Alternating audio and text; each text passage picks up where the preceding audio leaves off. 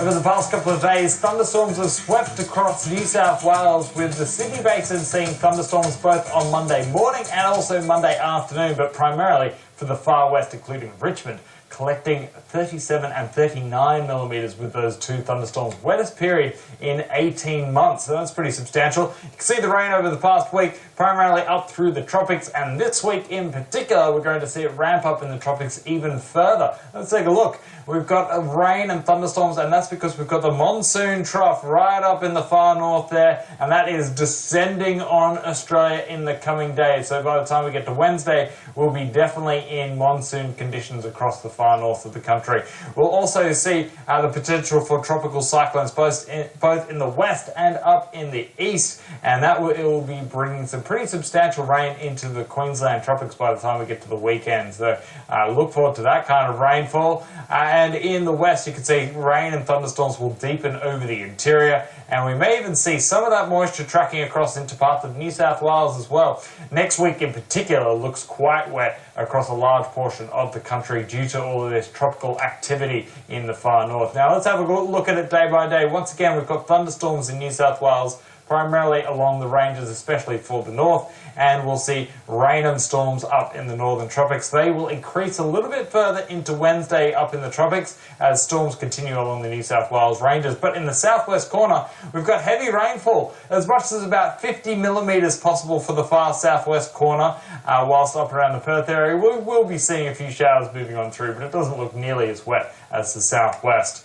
That will ease back for the southwest into Thursday substantially, just with those showers clearing off and storms lingering on through New South Wales, and then they'll clear off in New South Wales on Friday as rain really starts to ramp up across the Queensland Peninsula, and into Saturday it looks like descending even further. So the North Tropical Coast, so up around the Cairns area, it looks pretty wet over the weekend. So for the Australia Day long weekend, you can anticipate a fair bit of rainfall to put a dampener on the weekend. We'll be seeing those showers and thunderstorms once again returning back into New South Wales again by Sunday and into Monday. So wrapping it up for the week, the rainfall looks pretty substantial across the far northern tropics. Anywhere shaded in red is looking at rain totals above 150 millimetres. In some places, could be seeing upwards of 300 millimetres, whilst up through the northwest of the country, you can see that darker shading of blue there, indicating widespread falls above 50 millimetres, whilst along the New South Wales ranges, quite a few places will be picking up over 25.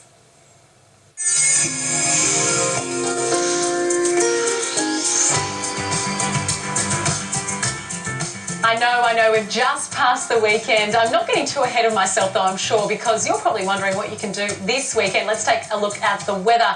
Gusty winds, heavy rain and storms continuing for the tropics, and showers, rain and storms through from the northwest through to the southeast across the weekend. Also some showers across Tasmania. In terms of the temperatures, Friday's where we're going to see a lot of heat across southeastern parts of the country. Exceptionally hot for New South Wales, Tasmania, parts of Victoria, with dangerous fire weather on Friday.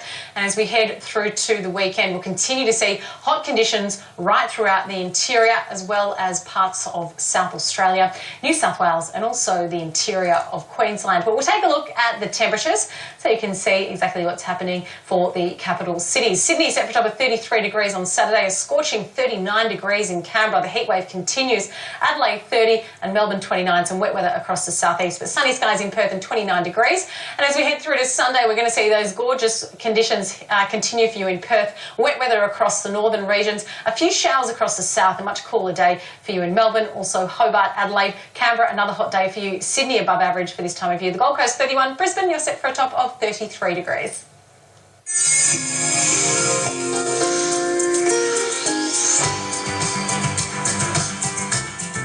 Yesterday in Tasmania, we had 2 emergency bushfire warnings, but there's close to 55 burning across the state already, and we have a lot of smoke as well. And in coming days, the fire weather is going to get worse, unfortunately. So today we've got total fire bans through much of the east and centre of the state, with as much as severe fire danger, but in coming days, the situation looks like it's going to be getting worse across Tasmania. Let's look at the heat at the moment across the country. So you can see it's focused through central and western Australia for today, but even in Tasmania, it's pretty warm, and with a cold front approaching, we've got some gusty winds as well. And so with that, we've got severe fire danger for the Midlands, and most areas are looking at very high fire danger as well, right across the north and the east, and that is a fire weather warning in place. We've also got severe fire danger up through western inland parts of Western Australia as well, and some very high fire danger through parts of the southeast. But that heat is going to spread down into the south in coming days. So a cool change, easing conditions for Wednesday in Tasmania,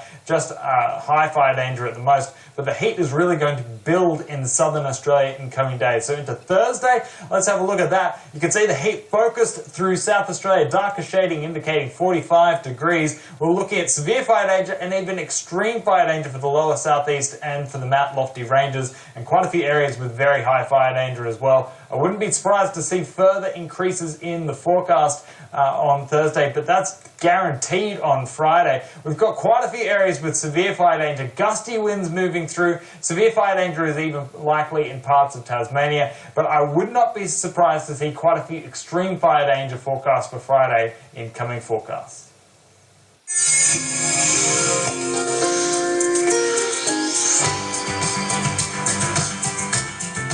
A brief break from Australian weather. We're taking you overseas now to the United States, where the first avalanche in 3 years hit Utah overnight, unfortunately killing one person. Fox News reporter Elle Thomas filed this. This is the first avalanche-related fatality in Utah in nearly 3 years, and based on the avalanche report, it wasn't a good day for the skiers to be out here. What started as a late afternoon of backcountry skiing here by Electric Lake quickly turned into a rescue mission. Right now, any slide that you trigger is going to be deep, it's going to be dangerous, it's going to break wide, it could break down to the ground. The two men triggered a 2-foot deep and 600-foot wide avalanche. These are unmanageable avalanche conditions. It swallowed one of the skiers. What makes this super heartbreaking is that these two men were not prepared for their own self-rescue. That means that they didn't have the appropriate rescue gear. Search and rescue crews got there as quickly as they could.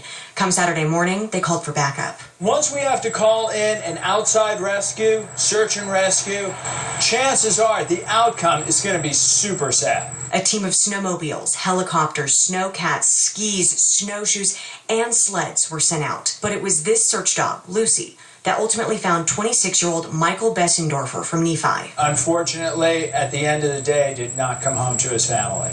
The conditions Friday called for moderate avalanche danger. Human-triggered avalanches were forecasted to be likely for higher elevations. These men were at 9,400 feet. These conditions aren't going to heal anytime soon. At the very minimum, you've got to be prepared for your own rescue. That means wearing and knowing how to use an avalanche beacon, a shovel, and a probe. Friday's avalanche forecast listed danger for this area as considerable. It also advised that it was highly likely for humans to trigger avalanches at the higher elevations. These skiers were towards the top at 9,400 feet. At Electric Lake, Elle Thomas, Fox 13 News, Utah.